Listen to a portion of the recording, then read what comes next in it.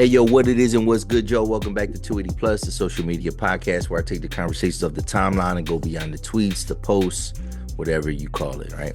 I'm your host, Los Def, and I'm back here for episode 178 of the platform. 178. If you're brand new to the channel, you know what to do.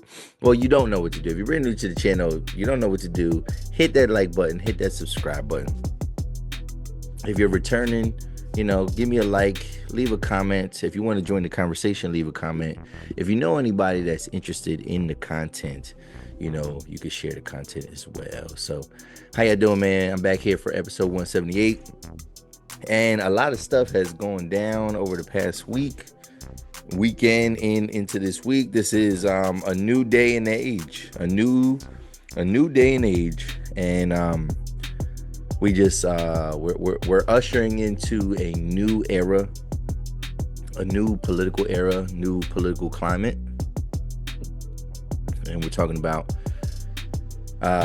president number, what was it, 47? Yeah, number 47, 45 and number 47, Donald Trump is back into office, and we're going to talk a little bit about Inauguration Day and all these executive orders, because this guy came in, he even said it, quote, that on day one he was going to come in as a dictator, and then after that, I guess that's it. It was just day one. All right, so we're gonna talk a little bit about that. We got some stuff about, and then we got some stuff about the playoffs. All right, that we're gonna get into. Maybe even talk about some coaching hires. This one might be somewhat short. It might be long, depending on how deep we get into some of these issues. But I'm glad you're here with me. And I'm trying to think if, just kind of think about to last week. Man, I was bumbling and stumbling a little bit in last week's episode. When I listened back, there was a few little mistakes I made, but also just picking teams when it comes to football. I realized, I don't know nothing about football. That's what it feels like. It feels like I don't know nothing. I feel like I was just up here yapping, just talking, just saying whatever was on my mind, because I went 1 for 3 in my picks last week. 1 for 3. And the one I got right, I wish I didn't get right. And then, I was hoping for some upsets and things like that. There was an upset. We're gonna get into that upset. We're gonna talk about that a little bit. And obviously, everybody was up in arms about the TikTok ban. That was very short-lived. And now that was the one thing I felt like I got right, because I said it wasn't going to happen, which it did happen, but did it really happen? Did it really happen? Did the ban really happen? Because it was unavailable part of the evening on Saturday, and then maybe into the early morning, maybe later morning. I don't even know exactly when it got restored, but by the time I I just happened to check something, and I seen somebody post it, and they was like, "Oh, yo, it's back and it's better than ever," or something like that. And I was just like, "Oh, it's already back." And then I checked and I was like, "Oh, okay." So I was like, "Yeah, that wasn't even a full 12 hours. It couldn't have been." So, yeah, man, I hopefully you all were able to cope through that ban. I know a lot of people was up in arms, and I know a lot of y'all was a little bit shell shocked because of the ban was coming, but hopefully y'all got through that. But like I said, I knew y'all. I know that you guys were okay, but there was a lot of people that was really upset, and then there were even pages that was doing RIP to TikTok. There was a lot of people giving farewell speeches to their audiences, and I was thinking like I know the way they painted it. I know the way they painted it made it seem like it was like, oh yeah, this is gonna be. But even with this temporary pause on it, somebody's gonna buy it. They're not gonna get rid of it. It is too much of a marketing tool for politicians, particularly Donald Trump. It's too much of a marketing tool for him that he's not gonna give it away. He's not gonna just let it go away. It's gonna get sold to one of his friends, possibly. But I just thought it was funny, the reaction of it. And then, like I said, once it came back up, I was just thinking oh, I told you so. Even though, yes, I was technically wrong. They did ban it, but like I said, that was more like a maintenance update than anything. You know how You log into a website, like maybe it be like a banking website or something, and then they tell you, oh, from this hours to this hours, it'll be unavailable. And then, check back in after that. Like that, it was something like that. That's what it felt like. It felt like it was like, yeah. I seen some smart guys that was talking about some, yeah, basically like they probably was just moving stuff from one server to another server. So who knows? We'll see. We'll see who buys it, who ends up coming up with this app and who's able to buy. But I just like I don't really care, but it's all good. I know y'all care. I know some of y'all care, but we'll move on from that anyway. What else happened this weekend? Yes, like I said, football. We had the TikTok ban. Oh, okay. Right now, we're in the heart of winter time, right? This is the heart of winter time. And I live, I'm on the East Coast, so I'm in Pennsylvania, right? That's where this podcast takes place. And so for this is like the first year in a while where we've had like semi consistent snow. Like, and I would say that we've had accurately predicted or forecasted snow. Because last year I think we had a little bit of snow last year, but it was only like one time, but we didn't really get hit. 2 years ago, we got no snow at all. Like we literally had no snow. There was zero accumulation definitely 2 years ago. And then like in subsequent years before that, like we've had snow here and there. But so like it's kind of rare. So it's funny because living where we live and knowing that we've been through snowstorms and stuff like that, it feels like people have like selective memory. So obviously, I'm a parent, and a lot of my audience are parents, right? But I didn't know that snow delays and cancellations was so controversial. So like for anybody that's not on the East Coast, that's not in the Northeast, really, when it snows in these areas, like snow is kind of like that's our natural disaster. And so I'm gonna knock on wood. And I'm gonna say I'm thankful for living where I live because that's kind of the worst thing that we get. We might get some winds that people be like, it'll say tornado watch or something like that, but like snow is our worst thing. Might get some flooding rain a little bit, but not like it's not like an intentional like if we would get a flood, it's rare, but like it's not, we don't have hurricanes up here. We don't have earthquakes. Sorry for everybody that's going through this in California, but we don't have wildfires, right? We don't live in Tornado Alley where you're getting like, in the Midwest. We get our big thing is snow. And obviously there's some areas that get hit a little bit harder. But yo, on these social media apps, particularly Facebook. So I ain't gonna hold you. I didn't realize how ghetto Facebook was until I got on the platform. I actually got back on the platform maybe like 2 years ago. And I wasn't gonna put my podcast on there. I wasn't gonna put and I swear I don't even have a following on Facebook. Like I really don't. I kinda do, I don't, but I don't. Like it's my shit is whack on Facebook. I'm not even gonna hold you. Instagram is where it pops off, YouTube, you know what I'm saying? So I didn't realize like it's like really like the local town square. And this is where people just imagine like your whatever town you live in, city you live in, and where a lot of people could see you all at once.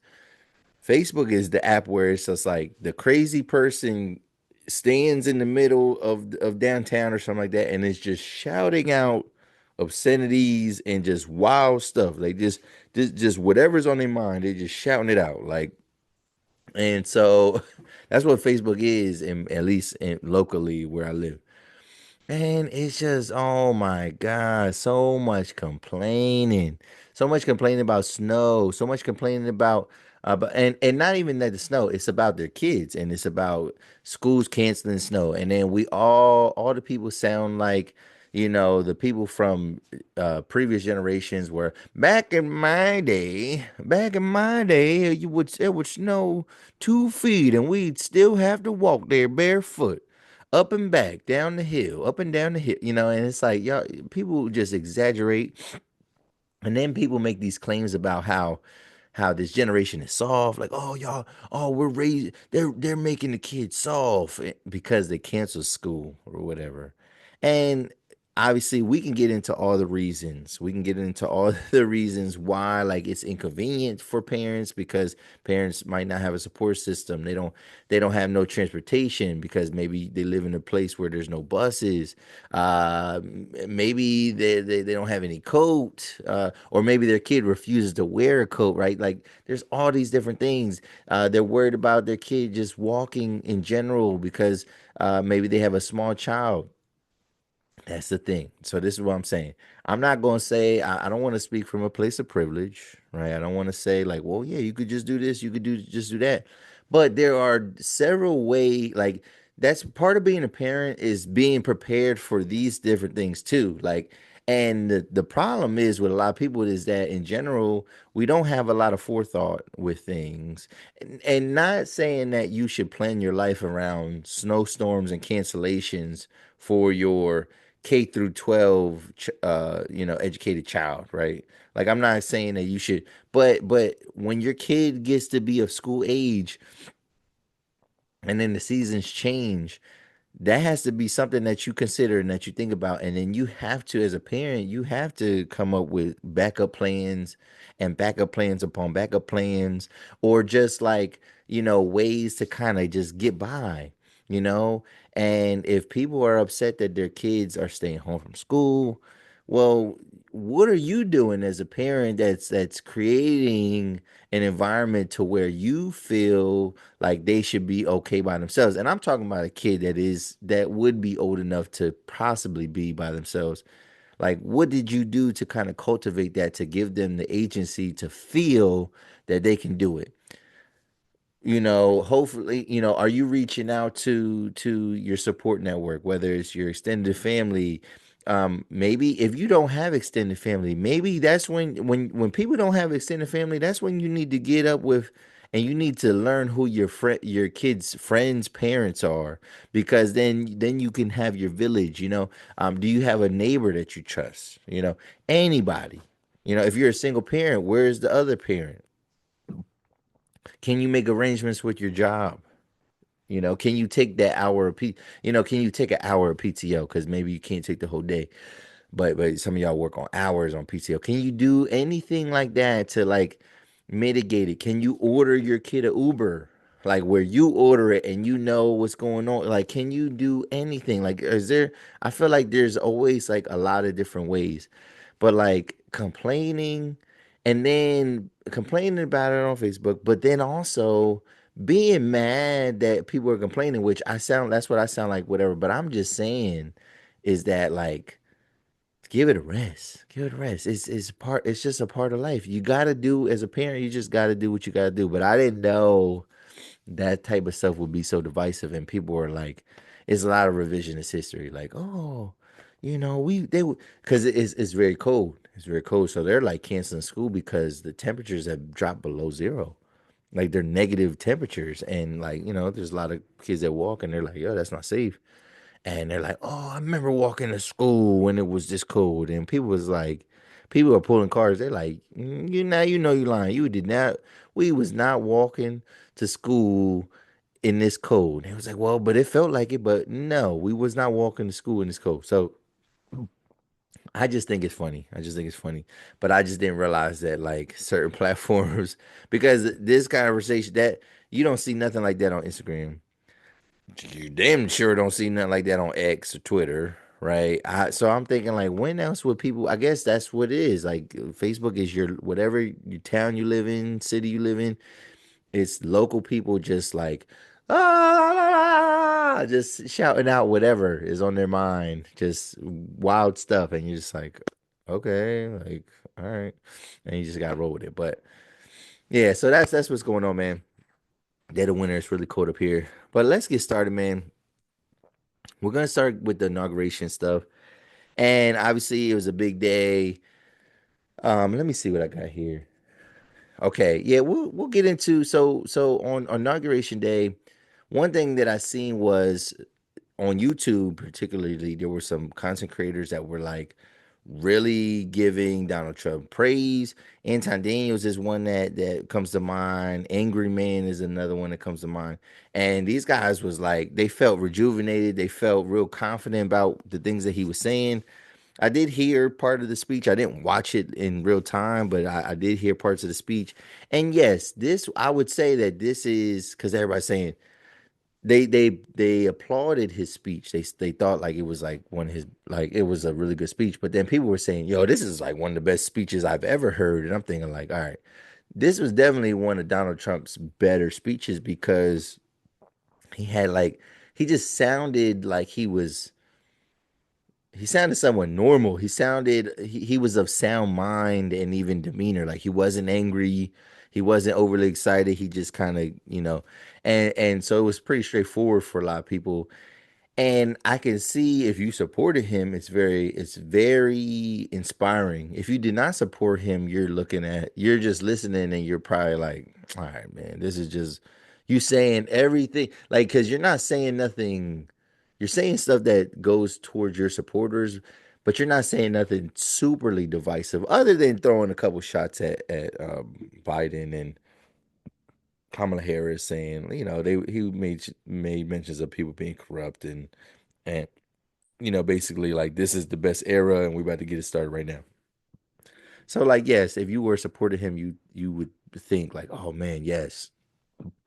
But if you're not a supporter of him, that I felt like that speech would leave you jaded and just would leave you feeling skeptical because at the end of the day, it's like, all right, well, you know, you being the president is probably the worst thing that can happen. Like it can't be worse than this. Like it can only go up from here. That's how I think a lot of people that did not support him, I think that's what they feel. And then we'll see. We'll see. We'll see. The proof is in the pudding. But on his first day, he signed hella executive orders, like a whole bunch of executive orders on a bunch of different things. So one of the things, and basically we're gonna break it down into like categories of what he signed. So yeah, so it's in terms of the executive orders, we're gonna talk about them in basically in different categories in terms of the issues, and then maybe highlight some things that. And I don't have any like, oh, build this or anything like that. I just have, a kind of overview of kind of what happened. I don't have any like specific numbers to these executive orders or anything like that. So we'll start with immigration. Immigration is probably this is the biggest thing that he ran on. This is the biggest issue that he ran on in his campaign. This is what won him the election. Immigration and the economy. Immigration and economy. This is what so this is like what he's doing. So he declared that there was a national emergency on immigration. So basically what that does is it just makes everybody it heightens everybody and it kind of militarizes that movement. Then then he passed a executive order to shut down the border. So like nobody is allowed to come in right now. Nobody's coming in our country right now. Maybe the most controversial thing that he did was he signed an executive order that is attempting to put an end to birthright citizenship. So that means that when your birthright citizenship is when you're born in this country, you are an American citizen. So now I don't particularly even have an issue with that, right? Like I don't particularly have an issue with that because yes, like I do think that if you are born here, yeah, you're an American. But what was happening was you would have someone that would have like temporary legal status here, right? And then they might be pregnant, and then maybe somebody else comes here, maybe unlawfully, and then they would have a kid, or maybe the woman was already pregnant, and then once their kid is born their kid is a citizen here, but then like what was happening, I for the most part, we weren't making the parents like we weren't deporting the parents and like letting the kids stay here. So what happens is now and so there was like loopholes. So like people were staying in the country maybe a little bit past their welcome, or they were doing it as a ploy, right? Because it's like, yo, if I have my baby over here, then that's gonna be my backdoor ticket into getting some type of legal status. Because you might not be a citizen, probably not gonna get citizenship, but you can get a visa, you can get anything, immigration paper, green card, whatever it is. And but he's stopping that. He's stopping that. The problem with that is that fact that it goes against the 14th Amendment of the United States. And there's other things that go with that. And so now it's something that's probably going to be challenged in the Supreme Court because it's an actual amendment of ours that if you're born here, you're an American citizen. And the problem with that though too is like messing with that or mess with that amendment.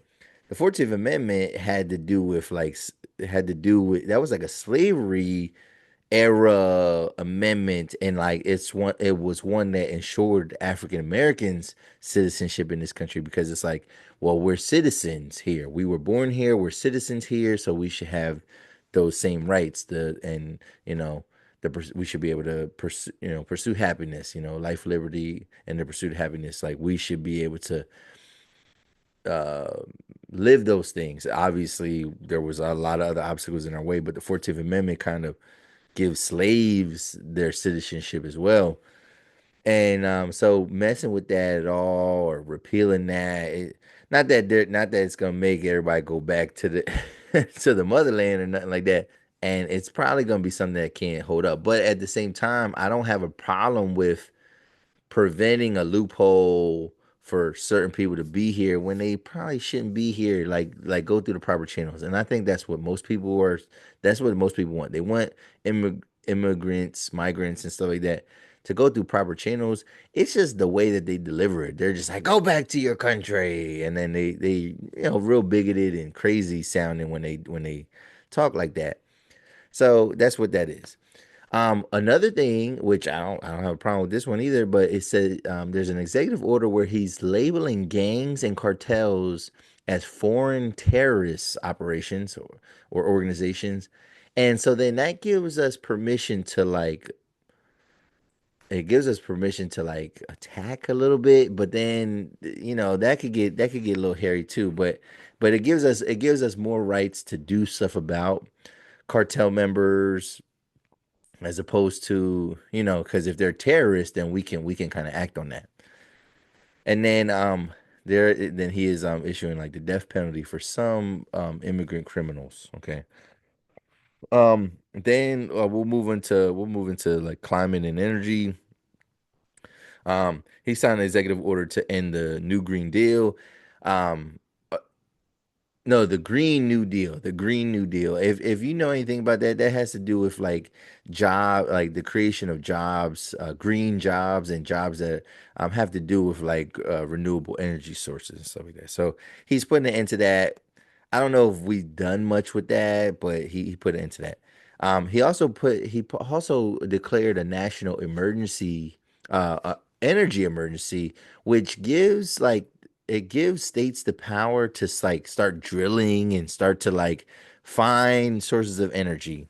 And then what he did was he pulled out of the Paris Agreement. So the Paris Agreement is like this worldwide agreement that the United States was a part of that promises to lower emissions, and carbon emissions, and like it's a way to like save the earth and prevent global warming or to like curb global warming.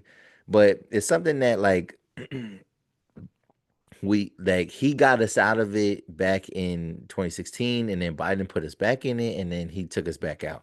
So he's just like, I ain't with that. Also, he did the same thing with this is the first time, but the World Health Organization, known as WHO. And so the United Nations, what the United Nations is, they have like a medical branch of that, or like an organization, a part of the United Nations. And this is where we get a lot of information about like the spread of diseases and whatnot, and epidemics that are going on and on. The problem is he feels like it was a ripoff, and because we contribute the most money to an organization like that, and so he basically pulling us out of there. I guess we'll still be privy to certain information, but like there's not like these scientists and doctors like working together to come up with solutions. Like he pulled us out of that, so it's like a lot of that stuff is gonna be like independent now. Let's see. The next category where he made some executive orders, a lot of stuff that has to do with diversity in gender. So he did pass an executive order that basically says like we are only recognizing two genders, two sexes, male and female, and and really what that does is it affects things on a federal level and how we like identify people and like you can't, and what it does is this is like you cannot, if you're trans or if you're non-binary, you cannot like sue or be up in arms and cry discrimination if somebody misgenders you and things like that, which when it comes to gendering people, I just feel like it's about more so like a one-to-one person respect, and if even if you present, even if I look at you and you present as a man, if you asking somebody to call you she and call you by a female name, why am I gonna call you like Dylan? You know what I'm saying? Like why am I gonna call you that? Why am I gonna call you a boy name? Why am I just but why not just say hey ma'am and things like that? It is what it is. I don't have no. I mean, because like I said, they not bothering me, so I'm not the person that's gonna be like, I'm gonna put you in your place and let you know what you are. That's weird stuff. So there's that, and then yes, DEI is DEAD, right? DEI is DEAD. It's that joint is dead, and it's crazy. And I do need to talk to her. I need to talk to Brianna, a former guest that I had, Brianna Embry, and man, we like I said, she had that organization. And she was talking a lot about DEI, and she was going for her master's in DEI. And I was concerned. I was very concerned about it because I said, "Yo, I don't know if you know the climate, but yo, they are really combating this DEI stuff." And this is before. This is while Biden was the president, but like, you knew Trump was going to run again, and he was gaining momentum.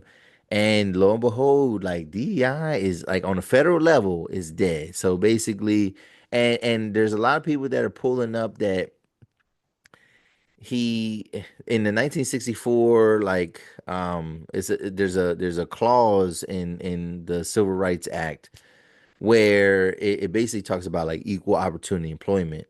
And there's a lot of people saying that he's pulling that out. And so their argument is that basically DEI they if you look on even the White House's website, DEI is like the worst thing that has ever been made according to the White House's website.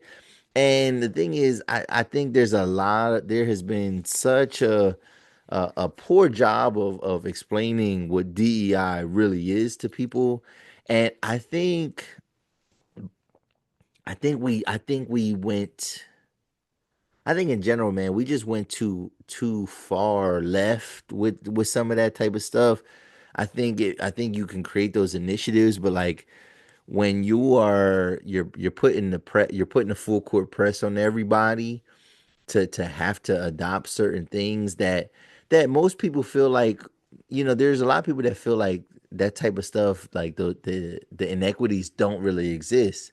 So that's the thing. You have to kind of be able to, before you implement something and make everybody comply with it, you have to educate people. So I don't think the people who created DEI, I don't think they educated in general um people enough to where like they wouldn't be afraid of it, because that's what happened. Like they didn't educate people, and then you start seeing all these corporations create these DEI divisions, and then they people latched onto it ignorantly, and they didn't know what it was, and they felt like it must be a bad thing because President Biden supports it, it must be a bad thing, and then they didn't really look into what it is.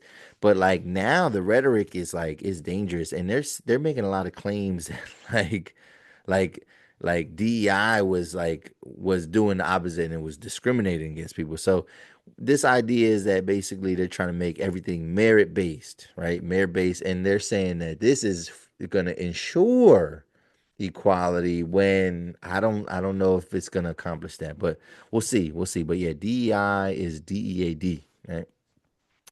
Other than that, couple other little things. Yes, the TikTok. He put a 75-day pause on the ban. So obviously, um, I talked about the TikTok ban a little bit already, and basically, I felt like it was a stunt, like it wasn't a real thing. But he's gonna definitely take credit. That's his app now. That's his app now, and wait till people see all these other things that kind of take place, and then everybody's gonna be like, see, y'all wanted TikTok so bad. See, that's what he gave y'all, and then but you let him take all this other stuff from us. Another thing he did was he started to pardon people. He pardoned all the January 6 rioters, all of them, including the guy Tario of the Proud Boys. And Tario was gonna he was gonna get like 22 years in prison for that. So the fact that he pardoned, like, that's not like a light pardon. That's not like something that, like, oh, it's wrongfully. No, he basically let that man off the hook. Um and that could be that's arguably a domestic terrorist organization. So arguably. So I don't know, man. I don't know. But pardon that guy. He pardoned this other guy, the Silk, what is it? Silk Road pardon? Silk Road. Yeah, hold on real quick. Silk Road pardon. Yeah. So there's this guy named Ross Ulbricht, right?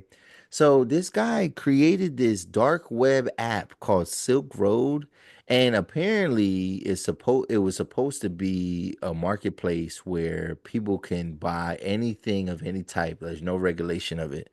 Well, the problem with that is, with there's no regulation, and like where you put this app, you put it on the dark web. But the problem is, this became an app where like people was buying illegal drugs. Like and basically he was like a drug dealer. But he got pardoned. He got pardoned. He was like facing life in prison? He was gonna be in there. Yeah, yeah. He was sentenced to life in prison. Yeah, for running this online drug. So basically, people call it online drug scheme. And he basically said that this was like government overreach. I don't know, man. Like, you basically, like, I feel like you pardon some guy like this because you want to have connections with him later. You want to be learn how to hide things through this dark web uh app creator. You know what I'm saying? So it's like, that's kind of wild. That's kind of wild. And then a lot of government reform. I don't think I put everything here, but yeah, the federal employees, he basically put an executive order to where he's stopping all remote work for federal employees. Like, he's saying, take your ass back to the office. So, and this doesn't, I mean, private companies can, they can have remote work, but people in the federal government, if you work for the federal government and you were working from home, you got to take your ass back to the office. There's a hiring freeze right now. He put an executive order in for that, which that's kind of normal when you get a new administration, because I think they want to let the dust settle a little bit. So like, if you had like an application out there and you were trying to get a job with the federal government, they ain't nobody about to see you. You ain't gonna get hired, and ain't nobody giving you no interviews anytime soon until the dust settles. So that's not that crazy, but and then he basically gave the Doge Department of Government Efficiency and Elon Musk, he's giving them an office where he can employ about 20 different people. That's Elon Musk and then Vivek Ramaswamy. And so yeah, that's the main things that have happened. There are probably some other things in there that he's trying to address. There's some things that he did not get to yet. Like, he hasn't talked about tariffs. He hasn't really tackled like getting these groceries down, because that's the thing. Everybody feels like, oh, gas and groceries are just gonna be cheap now. But the thing is, he doesn't have any power over that. Like, I just don't. And if he was somehow able to get grocery prices to go down, if that ain't socialism or communism, you know what I mean? Like, if that ain't the opposite of capitalism, I don't know what is. And it's funny when the other party does something, right? When conservatives do something, it's the right way to do it. But if liberals do something, it's like it's socialism, it's communism, it's all these different isms, and they don't even know what they talk about. So that's what the executive orders. Other than that, other things that we saw at the inauguration, we saw Elon Musk give a Nazi salute, and then now what we're seeing is we're seeing a lot of people say that it wasn't a Nazi salute, it's the Roman salute. Well, when people did their fact checking, they said, well, yeah, the Nazis stole it. Like they adopted the Roman salute as their calling card or as their symbol or their gesture. And so like yeah, he does this thing where he's like, yeah, and he's speaking, he's saying it's from my heart to you guys, from my heart to you guys. But like the way he did it, it wasn't like he could have said like, yo, from my heart, do the whole little thing, from my heart to y'all, man, like yo, or like yo, like people, black people, I mean, like yo, y'all in my heart, man, like yo. No, he did some like he did. He I ain't even gonna do it. I ain't. I mean, but like he did some awkward ass, rough little gesture, and it looked like what it looked like. It looked like what it looked like. He did what we thought he did, right? Now, all these people are on board saying something like, "No, he's autistic. Like he's autistic. He was just being awkward. He was just being awkward, right? And so it's like, all right, whatever. The problem with this is, right, a lot of people saw what they saw. A lot of people know what they saw. And then we are kind of being gaslit a little bit. The problem is though, it is actually like, that community, I mean, because I don't want to get canceled myself, but that community who would be offended by something like this, right? Because think about that time period, think about that move, that Hitler move, right? Well, people of that persecuted community, they're even saying like, no, it wasn't that big of a deal. The problem with that is they didn't, they didn't even really want to like with Kyrie Irving when Kyrie Irving kind of went through his thing. It was like automatic, like, oh no, he said this. He said like, and it's the littlest thing that he said, and it's like, no, he's this. Or Kanye West when he went through his thing, and nobody was trying to like really listen or reason with any of that type of stuff. They just kind of took it for face value. But I'm thinking like, well, why can't you take this for face value? So that's what that is. But that was weird. And then we got a lot of like celebrities, quote unquote, how say switching sides, so to speak. The biggest one is Snoop Dogg. So let me play this video real quick from one of my favorite content creators on Instagram. He goes by the name of Deontay Kyle. Deontay Kyle. Make sure I pull this up here. So yeah, Deontay Kyle had a dope little video and basically talking about Snoop Dogg. Here we go. Oh, let me optimize this for Joe. All right, here we go. We're just gonna play it. Here we're just gonna play it. So this is what he has to say about Snoop Dogg. This nigga Snoop Dogg is now to be referred to as Coon Cuz. I don't speak for the Crips. I am a non-affiliate. I am not affiliated with any gang whatsoever. It's just me, the Father, the Son, and the Holy Spirit. Coon Cuz got up on the stage and said dropping lightning is hot at a Klan rally. What a disgrace. You sat up there with Nipsey Hussle the whole time, all this love, admiration for Nipsey Hussle. What about his legacy? What about Nipsey's legacy? Now you up there with Donald Trump after he done made a song called Fuck Donald Trump. And that is actually a song that people play at anti-Trump rallies. And you went up there to a basically like Yahtzee ceremony and said drop it like it's hot with your tall, skinny, smoked out ass. With your smoked out, whored out ass. Whored out by corporations, always in somebody motherfucking commercial, and niggas talk about, oh, he getting a bag, he getting money. No, you're bought. You're owned. Damn, you just loved it at Death Row that much. You just, y'all gotta follow the alternative. Master P tried to show you how to be free, Coon Cuz. Yo, bitch smoked out there. Nelly, meth smoking, country grammar, steroid taking ass, bruh. Rick Ross, lemon pepper eating, fat, skinny, big head ass nigga. Man, niggas be trying to get pardoned. You can't fool me. You trying to get a pardon. You're doing nasty business. You was in there shaking your hips with P. Diddy and shit. And now you understand that Trump like to give niggas pardons. Kodak got a pardon. Lil Wayne got a pardon. Trump like pardoning niggas. And you niggas trying to align yourself with the pardon because you know you got something coming on down the pipe. No Diddy. Soulja Boy, whatever. Who gives a fuck about Soulja Boy? You'll your ass right on to the Klansman. I don't really give a fuck. But Snoop Dogg, man, what a fucking disgrace. What a fucking disgrace. Then you gonna sit here and try to lie to niggas' face talking about, oh, I wasn't taking sides. It's always West Coast first. It's always you was you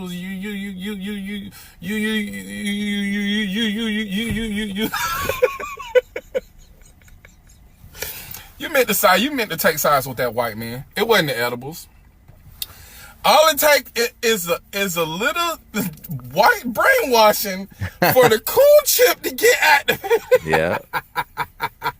Yo, smoked out ass. Yep. Yeah, it's crazy. I'm glad that he covered everybody. He covered everybody. Because I was gonna say, oh, a little bit about Nelly, a little bit about Snoop Dogg, but yeah, Snoop. There's they've been pulling out mad receipts on Snoop, basically saying like, yo, you was talking crazy about Trump. You was criticizing other people for maybe performing at different Trump events, calling them coons and this and that, whatever. But then I'm not saying that people can't change their political ideologies and things like that, but like, come on, man. Like this is where so I ain't gonna hold you. I don't wanna I'm not gonna get on no whatever her name is, Laura Ingram. I ain't gonna say shut up and dribble. I ain't gonna say shut up and get on the get on the mic. Shut up and rap, dog. But at the same time, yes, there is a time and place for some of this type of stuff, for some of this activism. This ain't the time for that. This ain't the time for that. If and I think it's partly because of who Trump is, like as much of he's like an entertainer himself, and all this spotlight that's on him. It's like back in the day when politics was just politics, right? When politics was just politics, like anybody could perform at any presidential thing and it would just be considered that. We wouldn't even bat an eye at it, and we wouldn't think like, oh, this person must support that person. Like for example, if Michael Jackson did a performance for George H.W. Bush, we wouldn't have automatically assumed, oh, that dude is a Republican. Or oh, he voted for him. We wouldn't even think that because Michael Jackson was Michael Jackson, right? But you got these artists that have already been vocal against him, and then when you turn around and do an event for him, it's like you didn't need that money, bro. You didn't need that bag. Like, yeah, we see you in every commercial. So we know you don't need that bag. So I don't want to hear nobody talking about something like, oh, he getting that money though. You wouldn't turn down the money. He don't need the money. Even I saw a comedian talk about Nelly, like talking about like, oh, he paid him $300,000. You act like y'all would turn down.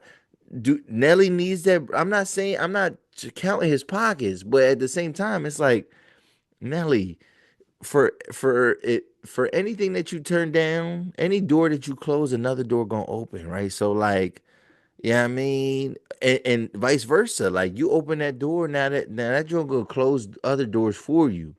So you gotta pick and choose your battles, and you gotta pick and choose what you gonna take money for. And it don't matter if you didn't say that for him. The way it is, anything that helps him out, anything that gives him a bigger voice and bigger image, it's a positive. It's a net positive for him. It's a net positive. So watch it, man. But yeah, he got a point though, man. People doing this for some pardons, because yeah, the Diddy tapes, the Diddy evidence about to come out and they about to expose all y'all. So all right, so let's move on. Let's get off of that. Let's get off of that. On a lighter note, let's finish this episode out. Let's talk about my bad ability to predict football games. And really we're gonna talk about we're gonna just get into the conference championship playoffs, but we might have to talk about the previous games. So yes, all right, first game on the docket. We got the Chiefs and the Bills. We got the Chiefs and the Bills. So this is a rematch from their game in November. And I remember that game so vividly because I was in Niagara Falls that weekend. So if y'all don't know, Niagara Falls is literally Buffalo, right? So you got Buffalo, New York, right? Yeah, I mean, part of Buffalo, New York is connected to Niagara Falls. Like you can see, like the Niagara Falls are over there. I'm gonna tell you right now, that's the worst view of Niagara Falls. So if you ever want to go to Niagara Falls, you better go to the Canada side because that's where you're going to actually see it. And I mean, Buffalo got some bullshit called the Victoria Falls or something. It's Queen Victoria Vale or something. It's some weak shit, whatever. And then you kind of can see Niagara Falls, like, but it's trash. It's trash. But anyway, yes, Buffalo borders Canada, basically. Like it borders Canada. So when I was in Canada, right, I saw all these Bills and Chiefs jerseys, and I was like, oh snap, that's the game. And like, yeah, like that was everybody was geared up for that. Everybody was geared up for that. And then Buffalo edged that game out. You know, it was a tough all game, and they gave the Chiefs their first loss. So they are looking to repeat that performance, right? But let's talk a little bit about how both of these teams got there. So first, you got the Chiefs, and they played the Texans, right? Against the Texans in the divisional round, the Texans played a pretty solid game, but you could tell that they are not ready for that moment. So they've had and I'm not gonna talk about the refs yet, but like there were just moments where you could see that yeah, they not ready for this. And one of those moments was when the defensive player was upset with his coach and then shoved his coach on the sideline. This is a playoff game. Everybody is watching these games. Everybody watches playoff games. I mean, like you got the biggest audience possible. That's the worst time to look like a dickhead. You know what I'm saying? It's the worst time to look like a crazy dickhead in the division round playoffs, you know. So it's like, you know, this team is not disciplined. Um, they couldn't really get too much going through the air. Like they had success on the ground. Overall they kind of struggled to score points. Like it was a fairly low scoring affair. I had the Texans winning in the upset. I said 31 to 23, I believe I said it was gonna be. And it was not that at all. What was the final score? The final score last week was final score last week. Man, keep you coming back. Keep you coming on my losing dream.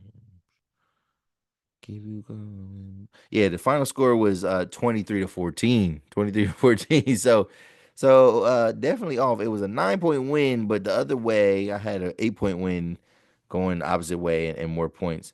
But yeah, the Texans struggled, man. They struggled on offense. I mean, Stroud had 245 yards, but he had no touchdowns. On the ground, they had 149 yards, so they were running the ball pretty well. Mixon had a touchdown, but yeah, they couldn't do nothing for real, for real. And they pretty much they played a good game. Patrick Mahomes only had 177 yards. They're they held the Chiefs to 50 yards rushing. So like they outgained them. They outgained them and they did not lose the turnover battle. Like they didn't have turnovers. The reason why the Texans lost was because of penalties. Bad penalties, bad penalties. Um Maybe some phantom calls, right? So there was a play where Patrick Mahomes slides. I mean, you could say that he slid late, but these guys don't even hit him. Like they don't really hit him. They hit each other, if anything, and then they call a personal foul. Now, granted, I don't know what you do about that, but you can't, that's a game changer. I think there was another one where he was like kind of it looked like Patrick Mahomes was baiting these guys. He was like acting like he wanted to go out of bounds, but then he didn't go out of bounds. He got an extra yard, and then I think he got hit. But it's like, yeah, the a lot of these calls that the Chiefs get, they are these calls that really change the game. It keeps drives alive. This is a team that they don't need more opportunities to be successful, and they are getting the opportunities to be successful. So the only thing that was wrong was where like you at the end of the day though, even if you outgain them, you have to score points. Like you cannot settle for field goals. I mean, they did have some kicking issues in that game, and it just was all bad, and it's unfortunate. But um, I think the Bills have the team. The Bills have the team to do it. On the other hand, right, the Bills kind of squeaked by. The Bills squeaked by in a win. They won 27-25. And it was one of those games where the Ravens did well on defense. So we look at the box score and look at what the Ravens were able to do. So the Ravens held Josh Allen to 127 yards, right? Now the Bills did a really good job of running the ball. They had 147 yards rushing and they had three touchdowns. Josh Allen had two of those touchdowns. So Josh Allen had a solid game. He made plays. He made plays. He didn't pass particularly well. 16 for 22. That's not the worst, but they weren't airing it out like they probably should have. This is one of those games where the Ravens definitely beat themselves. Definitely beat themselves. Lamar Jackson had a very ill-advised and very errant pass. It looked like he wasn't even. It looked like he wasn't even throwing it to anybody. It just like it looked like it just like sailed out of his hand, and it was like a horrible, horrible, horrible turnover. And then there was another play where he was trying to extend the play. He's dropping back, he's rolling out, he's trying to step back up into the pocket to escape. He had the ball way away from his body. They stripped the ball, and you know what I mean. It was another momentum killer, right? So he had that turnover, and then Mark Andrews fumbled. Mark Andrews' fumble was really bad in the sense. The reason why his was really bad was because they were like about to either take the lead or tie the game up, and it really took all the momentum away. And I think the Bills scored off of that turnover, and it just put a bad taste in the mouth. And then the final thing was Mark Andrews dropped that 2-point conversion. Now the Bills likely probably they might still win that game. However, because we would say, oh, they're going to finish with a field goal, but the weather was not great. You know what I mean? Like it wasn't great weather. So who knows? Like maybe they would have missed a field goal, but this would have had to been if they would have tied the game up. The Ravens' best scenario, or maybe worst case scenario, would be to go to overtime. Like that's what they would shoot for. If they couldn't get a three and out stop, it'd be like, all right, well, let's get to overtime and then we kind of get a reset. Well, you know what I mean, Mark Andrews dropped a very uncharacteristic pass. I mean, Lamar kind of laid it out for him. And it's not Mark Andrews' fault. But what I'm hearing though is a lot of people are blaming Lamar Jackson. They're saying that like, yo, look at his record in the postseason. He's not ready. He's not that guy. And my thing is with that is y'all be you guys are man, Brady really spoiled us. Brady really spoiled us because it is not easy to make it to Super Bowls in the NFL. If it was so easy, then so many people would have multiple rings. Like so many quarterbacks would be, 3 ring, 4 ring, 5 ring quarterbacks. And it's not the case. It's hard as hell because football is the ultimate team sport. You can't be a good quarterback if you don't have a good line. You can't be a good quarterback if you don't have a good wide receiver. You can't be a good wide receiver. You can't be a prolific, great wide receiver if your quarterback sucks or if the line is really bad and he's getting sacked almost every pass. So it's the ultimate team sport. So I don't know. We can't just take it for granted. We can't just look at numbers and look at seasons and just say, "See, Law, he didn't get to the Super Bowl. He didn't get to the Super Bowl." And it's like, yo, Dan Marino never won a Super Bowl. Dan Marino, for the longest time when I was growing up, I seen the latter part, the very end of his career, but like Dan Marino was even for years, even after Elway won his titles, right? Even when Tom Brady won his first title, because pretty much they thought he was like a game manager. Kurt Warner, greatest show on turf. People were still considering Dan Marino the best quarterback of all time. And then it wasn't until Brady kind of broke that mold because he started winning titles, and then Peyton Manning was around, and Peyton Manning did not. It took Peyton Manning a long time to get to the Super Bowl. Like Peyton Manning was not. He was not just living in the Super Bowl at all. I mean, Peyton Manning struggled too. So when people make it seem like, oh, it's nothing and you can get to multiple Super Bowls, I just think that y'all are really spoiled, and y'all thinking this is basketball, and it's not. I mean, football, it is more emotional and it's more unfortunate because it's one and done. Like you don't get a second chance. So that's what makes it kind of it gives it a bittersweet taste. But like I'm not counting Lamar Jackson out. Lamar Jackson will get there when he gets there, but it's just not his time yet. It's not his time. All right. Let's move on to the next matchup. And it is the Commanders versus the Eagles. And let's start with the Eagles because it's easier to talk about. The Eagles, that was the so yeah, I predicted that the Ravens would win 24-20. I predicted that the Texans would win 31-24. I predicted that the Eagles would win. I forget what the score was that I predicted. Um I think it was this game was a little bit closer than I thought. So the Eagles won 28-22, and the Rams fought hard, man. The Rams fought hard. They had a couple linebackers that was like really going to town. That one guy, the one linebacker from them, what's his name? Oh, Jared Verse. Yo, Jared Verse was snapping on the Eagles. Jared Verse made their line look kind of weak, and I was like, "Yo, don't they have this like amazing offensive line?" But yeah, like him and Brian Young and Kobe Turner, Omar Spades, like a lot of guys, they were doing their thing in Philadelphia. And let's see, they had 7 sacks. Yeah, they sacked the quarterback 7 times. They sacked Hurts 7 times. So the Bills came with it. Kyron Williams had over 100 yards. Matt Stafford had a great game. He had no turn. He had no. He did have a turnover. He did lose a fumble. Kyron Williams lost a fumble. So yeah, the turnovers was the name of the game this weekend. Like if you lost the turnover battle, you lost the game. I will get into that a little bit. But yeah, Matt Stafford had a great game actually. He had a really good game. He was sacked 5 times. But yeah, 324 yards, 2 touchdowns, no interceptions. He did have a fumble.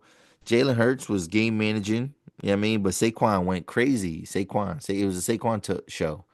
205 yards. That's what I'm saying. Saquon needs to win MVP. Like Saquon needs to win MVP because like he's literally carrying the Eagles right now. After they have Jalen Hurts, who they had so much confidence in and believed in. But like, no, it's this guy. It's this guy, Saquon Barkley, 205 yards rushing to add and added 4 catches for 27 yards. Like big plays. Like his touchdown sealed the game. Like his last touchdown sealed the game. So um yeah, man, they're tough. They're tough going to another NFC championship game, and we'll see how they fare. And then they're going against the Washington Commanders. And you're thinking like, man, Washington Commanders, like what the heck? Like what how did the Washington Commanders get there? Well, Washington Commanders, man. This is another game I was wrong. So they played the Lions and they won 45-31. 45, yes, I said 45-31. That game was crazy. I was watching that game, the whole game with my father, and my dad is a fair weather fan. Right now, he is rooting for the Lions. I think he's gonna be rooting for somebody else in this next round. I don't know who he's gonna be rooting for. But yeah, that was a game, man. So the first drive, that the Commanders had the ball, they get stopped, right? They get stopped, and we thinking like, okay, yeah, this is gonna be hard. And I think even the Detroit, they got stopped, and then I think Detroit got stopped, and then they stopped the Commanders, right? And then Detroit gets the ball back, and then I think they opened up the game with the first score. Let me just double check. I think they opened up the game with the first score. Let's see. I don't want to. Yeah, okay, no. The game started with a punt from it was 3 and out. 3 and out for the Lions. Yeah, they got the ball first. Um Washington, they got the ball. They was moving it. They got 51 yards on the drive, but they had to ultimately punt it. Or did they punt? No, no, yeah, no. They went forward on fourth down. Yes, they went for it on fourth down, and then they didn't get it. So like Washington was showing that they were willing to be aggressive the whole game, right? So their first drive, they don't get a touchdown, whatever. But then, yes, then the Lions score on the next drive, right? So this is a barn burner. It's 45-31. So first drive was 3 and out. 3 and outs. Washington's first drive. They go for it on fourth down in Detroit territory. They don't get it, right? So then Detroit goes right down the field, 7-0, right? Um, did they miss a field goal? Hold on. Okay. Okay, no, no, no. Yeah, then Washington comes down, hits the field goal, right? They hit a field goal. Then the Lions fumble on their next drive. The Lions fumbled. Who fumbled that ball? Ah, okay, yeah, yeah, they fumbled. It was a sack fumble. So Jared Goff fumbles, then touchdown. So it's 10-7. Then the Lions answer back 14-10. Right? So you're thinking like, all right, the Lions, they got this, they got this, and then they got it. You're like, oh, this it's so. Yeah, I mean, they got this, they got this, and then Washington comes back down. Three plays, 70 yards. Three plays, 70 yards, and they take a 17-14 lead. And you're looking at this game, you're like, yo, Washington is not playing with these dudes. Yeah, they got a big play to oh yeah, Jaden Daniels ran for third yeah, he ran for 3 yards. Then they had a short little pass, and yeah, then it was McLaurin. McLaurin had a 58-yard touchdown. So 3 plays. And then the Lions get the ball back. They're about to answer. It's 17-14. What happens? What happens? Pick six. Pick six. And this is crazy because this is all like first and second quarter. Like this is all the first half. Pick six. Jared Goff gets laid the fuck out, right? He gets laid out. He gets leveled and laid out, and you're thinking like, oh shit, this guy damn near died on the field. You know what I'm saying? Like he got leveled, and they're bringing in Teddy Bridgewater. So you're thinking like, oh yeah, this game is over. They bringing in Teddy Bridgewater. When's the last time this guy thrown an NFL pass?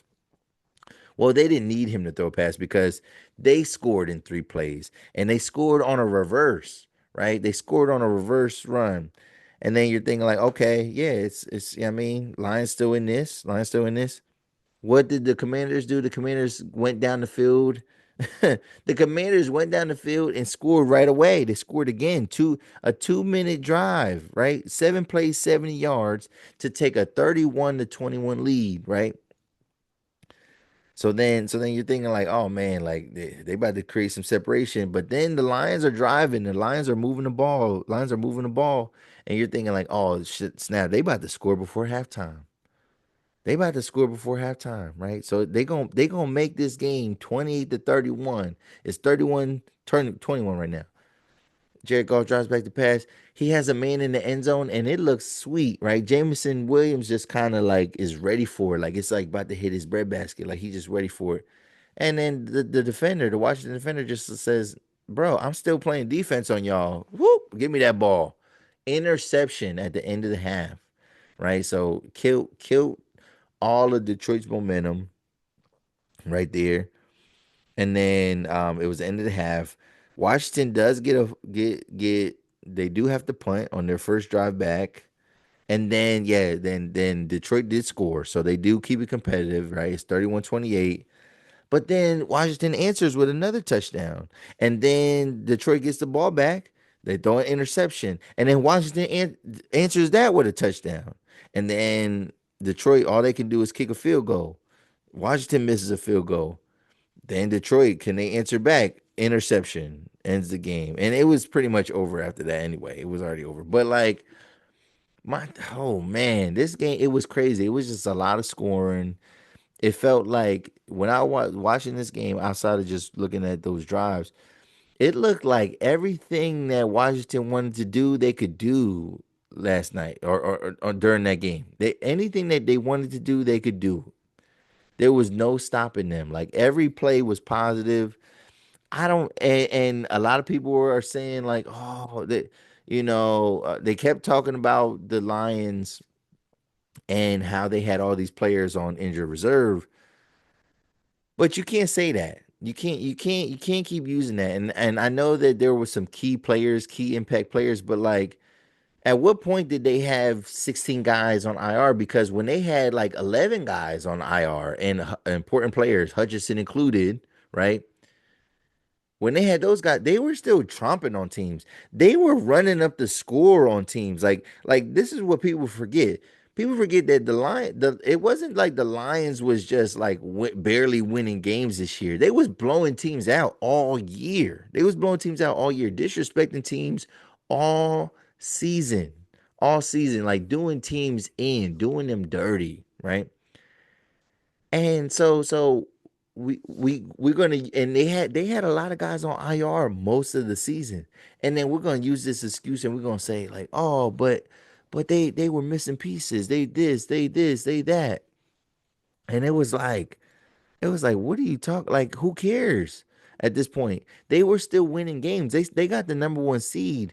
They weren't barely. They were a 15 and 2 team. So they went crazy this year. So I'm not using that excuse about them having all these guys on IR. When the Packers won the Super Bowl back in 2010, they had like 11 guys on IR and like key impact players. I mean, it is what it is. Apples and oranges, right? I think it's apples to apples for making those comparisons. But that's just a part of the game. Injuries are a part of the game. And here's the thing: injury reserve is one thing, but like injury reserve is what brought Zadarius Smith to the team. So like teams sometimes they put guys on injury reserve so they can just open up a new roster spot. Everybody on injury reserve was not a key contributor to that team. So I don't miss me with all that. Miss me with all this IR, a million guys on IR. Like I don't want to hear that excuse no more. They lost fair and square. They got disrespected. Aaron Glenn, I'm happy for his new opportunity because he just got the job as the Jets head coach. I don't know if he's necessarily the guy that can turn that around. He knows that organization because he used to play for them. But Aaron Glenn is a great defensive coordinator. He didn't do enough to adjust.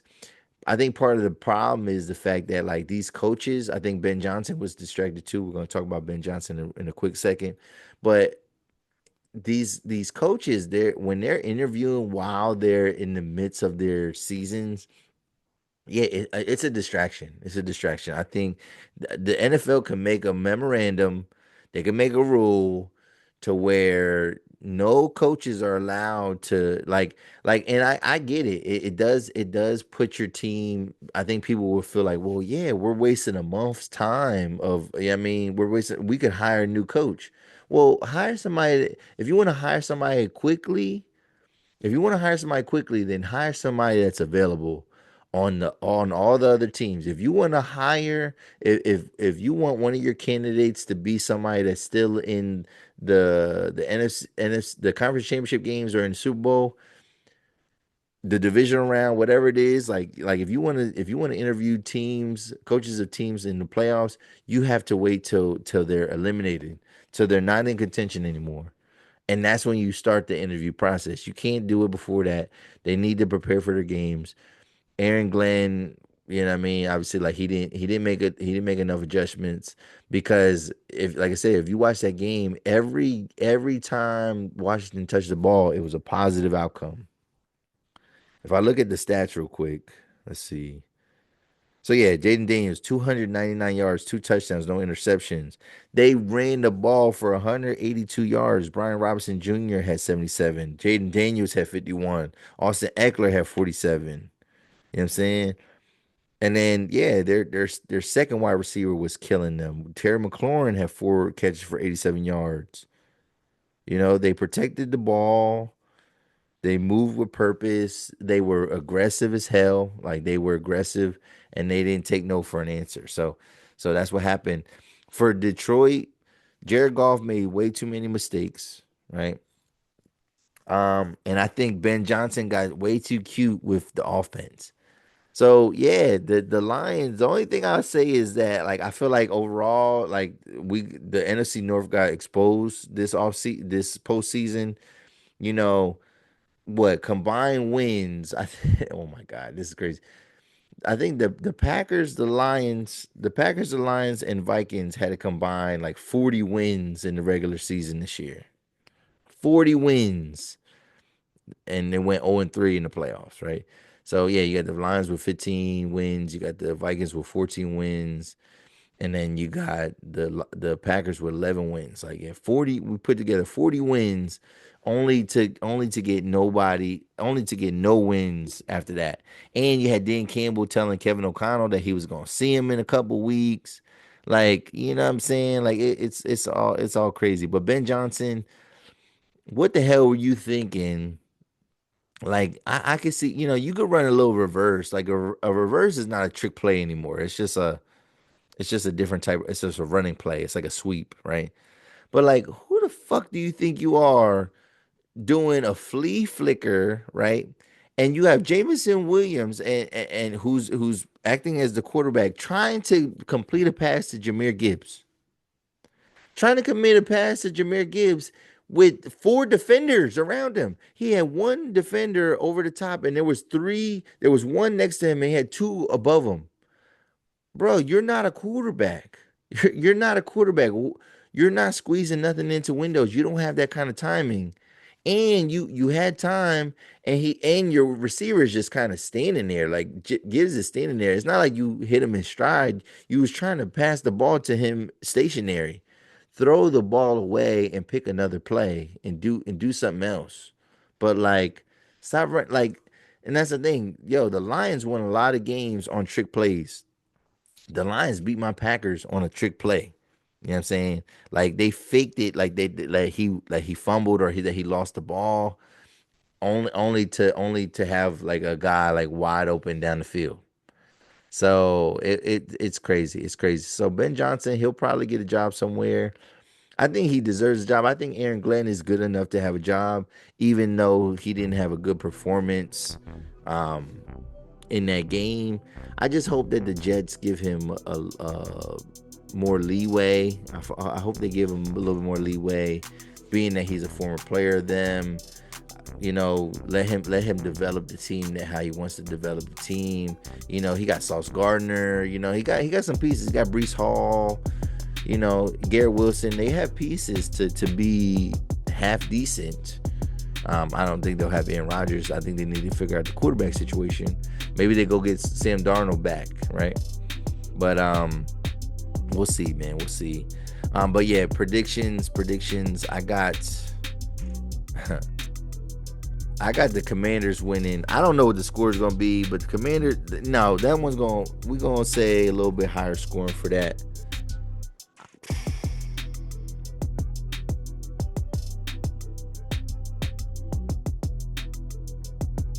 30-24, 30-24 Commanders. Commanders got the 30. Yeah, Commanders win 30-24. And then on the other side, I think it's going to be a little bit lower scoring. I think it's going to be 22-17. 22-17 Bills. 22-17 Bills, right? So we're going to have a Bills Commanders Super Bowl. Washington versus Buffalo in the Super Bowl. I don't know. Maybe I'm wrong. Maybe I'm right. Who knows? What'd you think? What you think about this week's episode? Hopefully you got something from it in terms of the political stuff. We'll keep you up to date as things progress, as things go on, and as the playoffs progress and go on, and until we get to the Super Bowl, we will keep you updated. Let's see. One last thing. Matter of fact, no, we'll get into it. We'll get into it another time. I was just gonna say a random thing, but it's like it has no relevance to this episode at all. But y'all have a good night, man. If you're still watching, I need you to hit the subscribe button, hit that like button, hit the bell for notifications, leave a comment below, share the content, y'all. I'm your boy Los Def. This is the 280 Plus podcast. This is episode 178, and I'm out, y'all. Peace.